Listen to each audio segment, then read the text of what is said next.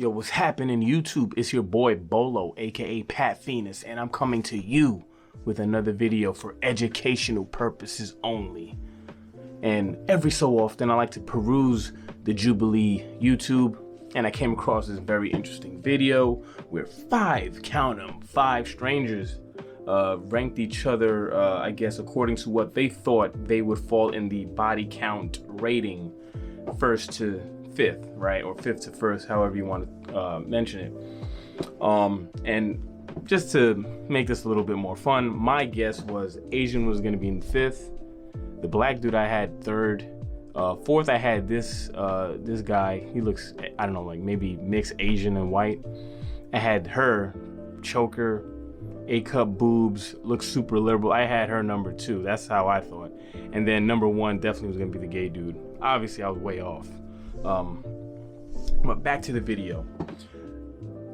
My reason for making this video is to explain why the body count differs and why it matters differently to both sexes. I'm not gonna go with the, overdone key lock comparison or analogy. It's overplayed. It doesn't explain enough. It's really just very low level. So let's get into it. Number 1, it's a character flaw, especially for women. But it's a character flaw. It shows that you have no self-control. You're very impulsive. And how are we supposed to trust somebody that is impulsive, that cannot control their their actions? It's like, for me, for instance, I love pizza. Lord knows I love pizza. But what would happen if I just ate pizza every time I thought about it, or every time I seen it, every time it was offered to me? What if I just ate as much pizza as possible every time it was available? I would get fat. It would be unhealthy for me physically, right? It tastes great. It feels good when I eat it, but it isn't good in the long run. It's a lack of willpower. It shows I'm very impulsive and can't control myself. Well, the same can be said to, for someone that cannot control their sexual appetite. Just like you can get fat of the body, you can get fat of the mind and the spirit. Okay? So yeah, it's a character flaw. It's kind of like, would you give your money to a compulsive gambler? You know this person, if they get money, they're gonna gamble it away. They cannot help themselves. They can't help themselves. Would you give them the money? Even if they told you, hey, I changed just for you? No, because in the back of your mind, you think, well, if they get money, they're gonna do this thing, they can't help it. Same thing applies. This is a person that cannot say no. If they want it, they will go for it and take it. So that's number 1, it's a character flaw. 2, the expectations of women in a relationship are already low. They're already low. Men want three things: peace of mind, piece of steak, and a piece of pussy. Those 3 things will keep a man happy. And most of y'all can't boil water anymore. So it's really just a peace of mind and a piece of pussy. That's basically what we're looking for in 2021. And obviously a peace of mind comes with the fact that we know you're not going to do anything behind our back. You're not expected of much. You're not asked to cook. You're not asked to be the protector. Financially, you're probably looked to maybe do 50% of the rent only.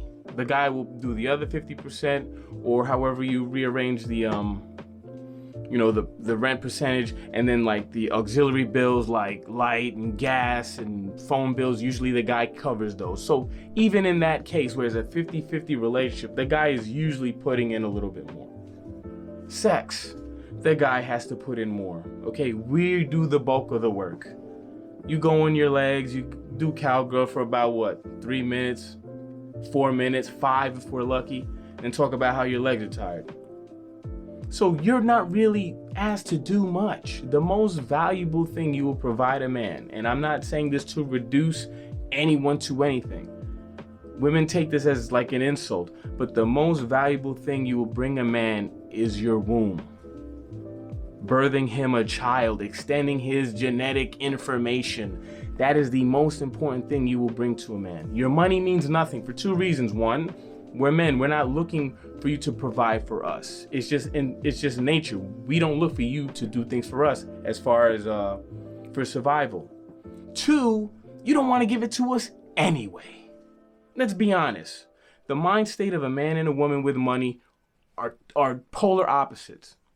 If a woman has a lot of money, especially if she makes more money than the man, her mindset is, I'm independent and I don't really need you. You're here because I want you here. I can do things on my own. If a man is doing very well for himself, his thought is, you will never need for anything. You will never need for anything. I got it all, babe. Don't worry. I'll take care of you. That's a man's mind state. That's why we were supposed to be in that position, because we think of taking care of everyone else around us. The woman thinks about taking care of herself and her child, and that's it. Nothing wrong with it, but there's a difference. It's a difference. 3, it coincides and holds hands with number 2, but the expectations of men. We are asked to do a lot more, and our body count probably falls to 5th, okay? There's a lot of other things that women find way more important than body count when it comes to a man. Okay, first off, just like I said, everything about how women aren't expected, obviously men are expected to do those things. But think about it this way. Say we both work at, I don't know, say a restaurant, right? Now me, I work there and I'm expected to clean the bathrooms. I'm expected to wash the dishes. I'm expected to throw out the garbage. I have to also be a food runner at times, right? I'm asked to do 5 things, okay, for my job. Now you, as the woman, all you're expected to do is clean the bathroom, and that's it. That's all we want.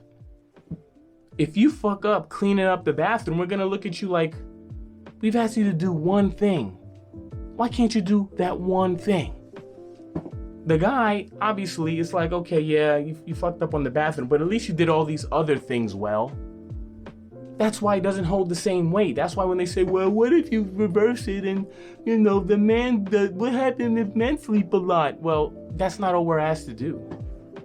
If we're taking care of the bills, let me ask you this, ladies. If you have a guy that's paying all the bills, you're not gonna need for anything, you go on 2-3 vacations a year, life is great, but he steps out every so often, right? Or you got the broke guy where you're struggling to pay your bills, but he's faithful. Who are you picking?